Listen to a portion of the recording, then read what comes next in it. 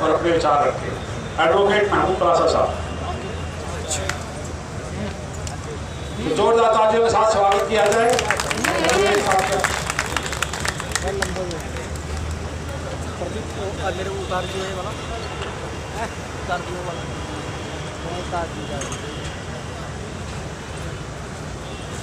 आप सभी अम्बेडकरवादियों को मेरा आज की ये न्याय अधिकार महाकुंभ सभा में बहुत बहुत स्वागत है। जय भीम। आप लोगों ने बहुत सारे विद्वान व्यक्तियों को आज सुबह से सुना है और हम सभी ज्ञान से, मेरे ख्याल से हम सब लोग का ज्ञान जो गिलास है वो भर चुका है, ज्ञान इतना आ चुका है हमारे सबके अंदर। समय है इस ज्ञान का प्रयोग करने के लिए सड़क पे उतर के लड़ाई करने का। अगर हम वो नहीं करेंगे तो ऐसे ही ज्ञान जो कि हम सबके पास अब बराबर का आ चुका है, देते रहेंगे और लेते रहेंगे और इससे मनुवादी खुश होते रहेंगे। आज से पिछले साल भी पैगाम का एक प्रोग्राम हुआ था, मैंने 5 मिनट का टाइम मिला था, मैंने 2 मिनट का ही अपना भाषण दिया था। आज भी मैं वही काम करने वाला हूं। मैं आप सबके माध्यम से पैगाम जैसे संगठन को एक निवेदन करना चाहता हूं। 2 पॉइंट प्रोग्राम बनाए हम। जैसे हजारों साल बायकॉट होता रहा है, वो पे बैक टाइम आ गया है। एक तो वोट देने में कम से कम मनुवादी मानसिकता के किसी भी व्यक्ति को, किसी भी पार्टी से जो मनुवादी मानसिकता की पार्टी से आया है, उसको वोट ना दें। पहला पॉइंट मेरा ये है। अभी जो हालात है ना, टाइम कम है, कम टाइम में ऐसा रास्ता निकालना पड़ेगा जो फायदेमंद हो, जिससे फर्क पड़ता हो, जिससे असर हो। तो एक गुजारिश तो पहली मेरी ये है, आप लोग सब समझदार हैं, हम सब ने एक दूसरे का ज्ञान बराबर बराबर बांट लिया है, सब समझदार हो गए। किसी व्यक्ति के ऊपर, किसी पार्टी के ऊपर मनुवादी मानसिकता का होने का शक भी हो जाए तो ना उसको वोट दें, ना और किसी को देने दें। पहला काम। दूसरा, लिस्ट बनाएं, लिस्ट। बाबा साहब का जो भी सिपाही है वो लिस्ट बनाए कि मैं जेल जाने के लिए कब, कहां और कैसे आऊं। जिस दिन हमारी इस लिस्ट में, और ये जेन्युइन दिल से लिस्ट होनी चाहिए, कहने के लिए नहीं, जिस दिन हमारी इस लिस्ट में 10 लाख लोग क्रॉस हो गए, उस दिन आप जिस भी सरकार से, चाहे मोहन भागवत जी खुद ही प्रधानमंत्री बन जाए, जिस सरकार से जो कहोगे आप वो आपको मिल जाएगा। 10 लाख लोग जेल जाने के लिए तैयार नहीं, बेकरार, परेशान चाहिए कि मैं जेल कैसे जाऊं पीसफुल प्रोटेस्ट करते हुए। ये लिस्ट बनाने की कोशिश किया जाए, ये लिस्ट तैयार की जाए, उसमें मेरा भी नाम लिखा जाए जिस भी नंबर पे आता हो, 1 से लेके 10 लाख।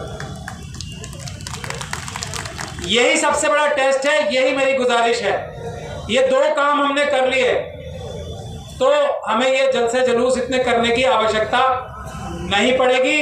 हम अपने 4-5 मुद्दे तय करेंगे और जेल भरो आंदोलन करेंगे। बहुत बहुत धन्यवाद। जय भीम, जय भारत, जय संविधान।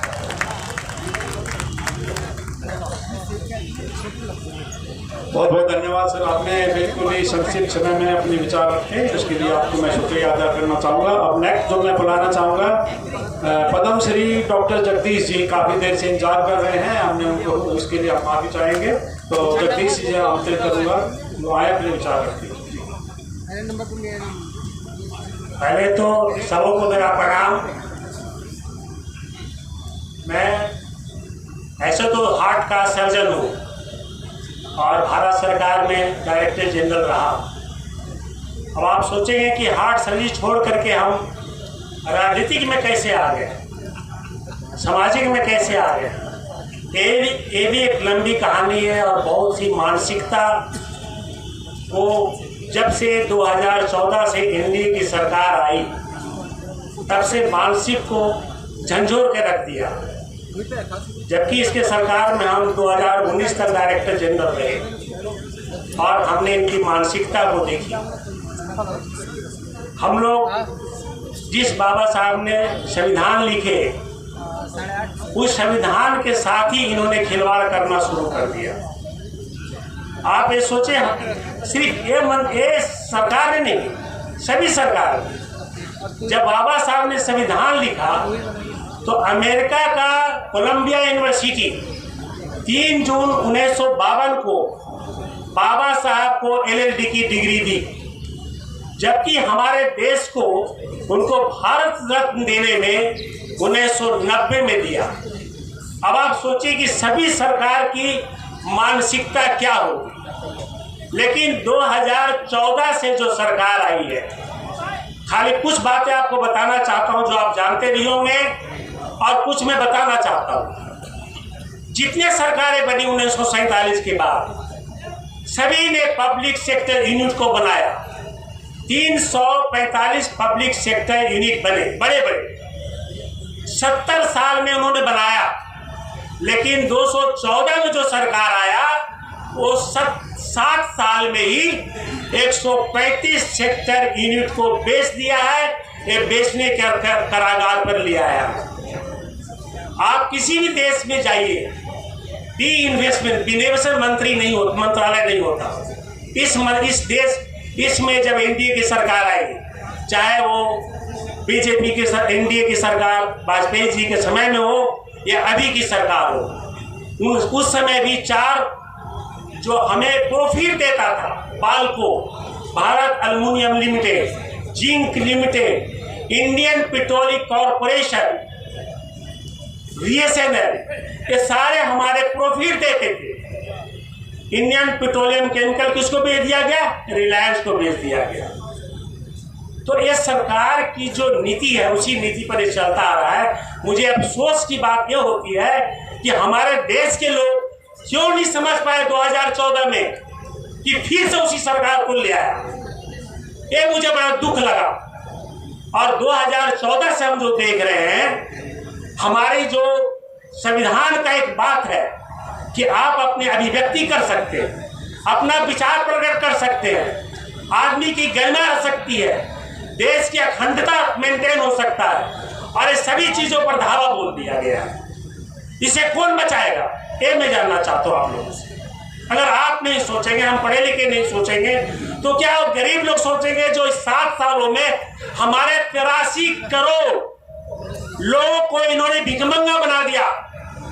अनाज देते हैं, बेचारा जब भी अनाज देंगे तो खाना खाएगा। आप सोच लीजिए, खाली 83 करोड़ सिर्फ इसलिए लाइन में लगते हैं कि हमको खाना मिलेगा, सरकार से अनाज मिलेगी तो हम खाना खाएंगे। उनको खाना नहीं, उनकी मानसिकता को बर्बाद करके रख दिया। इस बात को आपको सोचना होगा। इस बात को सोचिए कि इसने मानसिकता को खत्म कर दिया।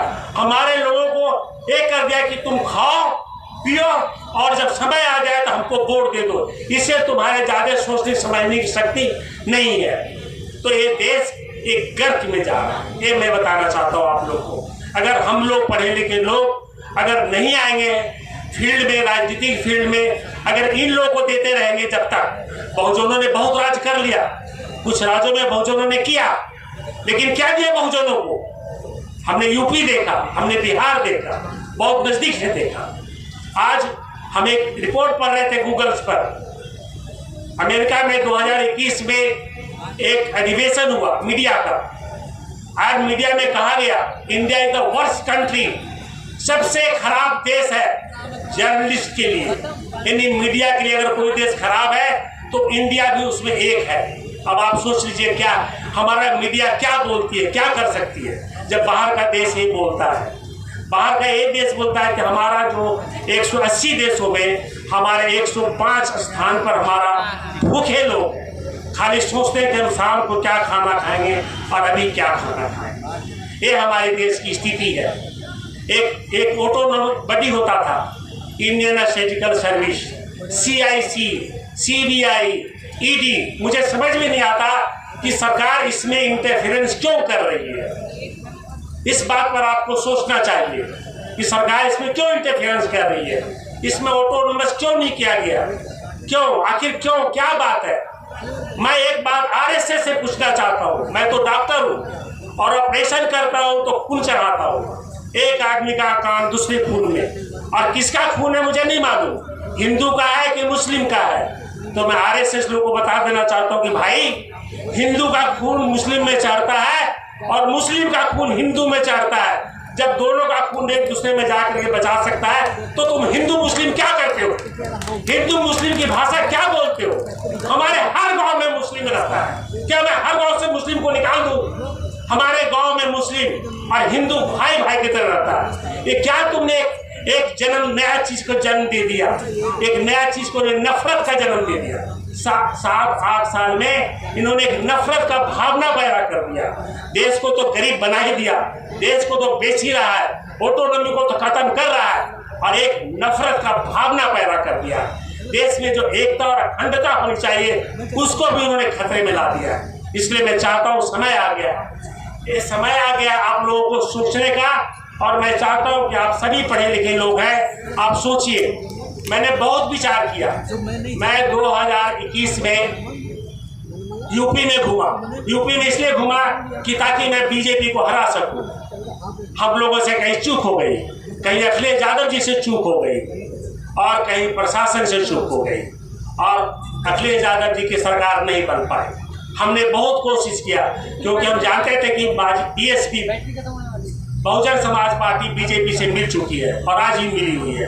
मैं ओपनली बात करता हूँ, वो एक शब्द नहीं बोलेंगे, क्योंकि मैंने बहुजन समाज पार्टी से बात की कि एक बार मायावती से कहवा दो कि 2024 में हमें NDA के सरकार को हराना है तो हम सारे बहुजन उनके साथ हो जाएंगे, लेकिन वो बोलने के लिए तैयार नहीं है। तो हमारे साथ क्या है, हम किसके साथ जाएंगे? एक आदमी है नीतीश कुमार, वो कब पलटी मार गया आपको समझ में नहीं आता। आज इधर है कल उधर है। तो देश में इस बात को सोचते हुए आपको अच्छा लगे नहीं लगे, मुझे लगता है कि हम पढ़े लिखे लोगों को, ये जितने पुराने नेता हैं इसको हटाइए, सारे नेता, और अच्छे नौजवानों को आना चाहिए पॉलिटिक्स में। पढ़े लिखे नौजवानों को पॉलिटिक्स में आना चाहिए। जब तक आप पढ़े लिखे नौजवान नहीं आएंगे ये पॉलिटिक्स नहीं सुधर सकता। फिर वही लोग रहेंगे जो अपने धन कमाने के लिए, अपना छल प्रपंच करने के लिए, झूठे बोलने के लिए, जुमला बोलने के लिए अपना राजनीति करते रहेंगे। इसलिए समय आ गया भाई बहनों कि हमें अपना पार्टी खुद अपने लोगों को जोड़ना होगा।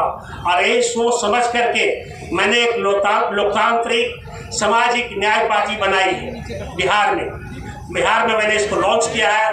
आपको बताना चाहता हूँ कि ये पार्टी, मेरे बारे में आप लोग बहुत कम जानते होंगे। आज सफदरजंग अस्पताल को पता नहीं कितने लोग देखा होगा। एक डिस्ट्रिक्ट हॉस्पिटल था, सिर्फ एक डिस्ट्रिक्ट हॉस्पिटल आज एक एम्स के बराबर है। सिर्फ एक आदमी के कारण, वो है डॉक्टर जगदीश प्रसाद। अगर एक छोटा सा डायरेक्टर होकर के मैं उसको एम्स के बराबर ला सकता हूँ, तो राजनीतिक में अगर हमारे तरफ बहुत सारे लोग आ जाएंगे तो हम देश को पूरा बदल सकते हैं। ये जो राजनीतिक समता बाबा साहब ने दिया, और 75 साल के बाद भी आर्थिक और सामाजिक समता हम लोगों को नहीं मिल पाई। मैं आपको वचन देता हूँ कि अगर हमारे नौजवान पढ़े लिखे लोग राजनीतिक ज्वाइन कर ले तो हम समझते हैं कि हमें राजनीतिक नहीं, सामाजिक और आर्थिक समता को लाने में भी 5 साल से ज़्यादा नहीं लगेंगे। ये मैं आपको वचन देता हूँ, 5 साल से ज़्यादा नहीं लगेंगे। एक नीति बदल देगी। जिस दिन हमने कह दिया जिसकी जितनी जनसंख्या उसकी उतनी भागीदारी। मुझे नहीं चाहिए रिजर्वेशन, मैं नहीं चाहता रिजर्वेशन, मुझे कोई रिजर्वेशन नहीं चाहिए, मुझे भागीदारी चाहिए।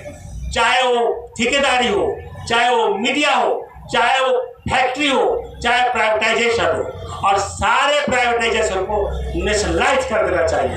अगर सरकार चाहती है कि हम फिर से सरकार में बने रहे तो उन्हें चाहिए अपने नीति को बदले और सारा जितना उन्होंने बेचा है सबको नेशनलाइज करे।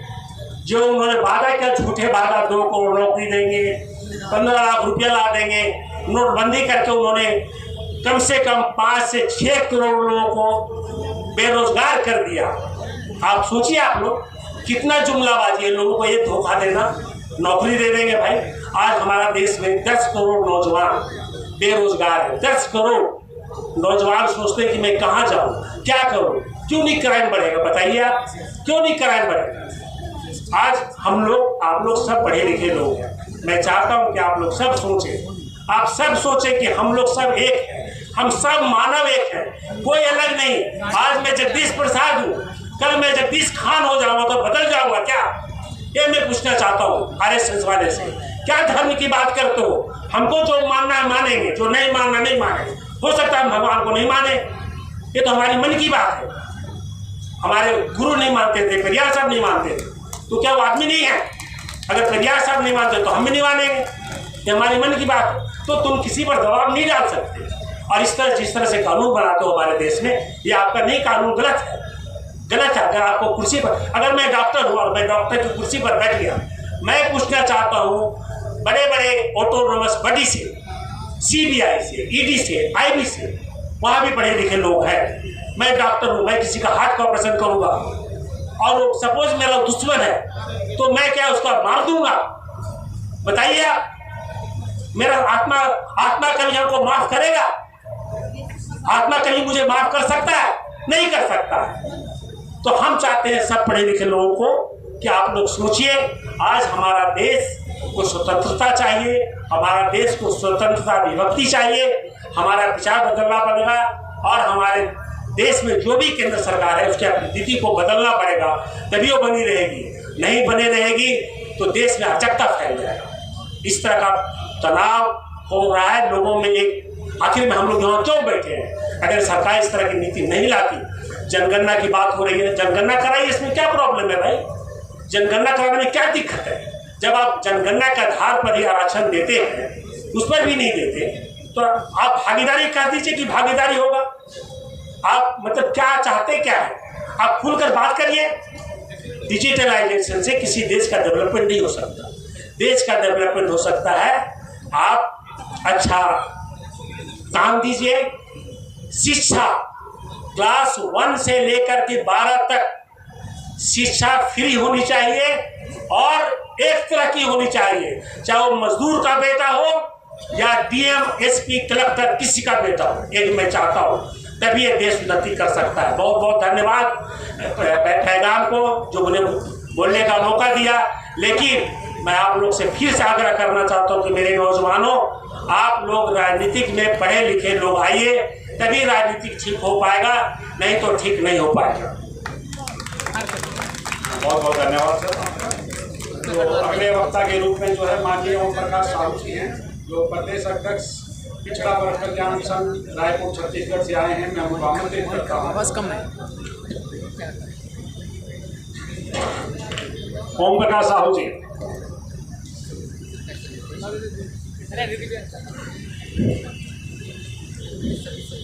मंच पर आसीन समस्त अतिथियों को प्रणाम करते हुए आप सबको नमस्कार।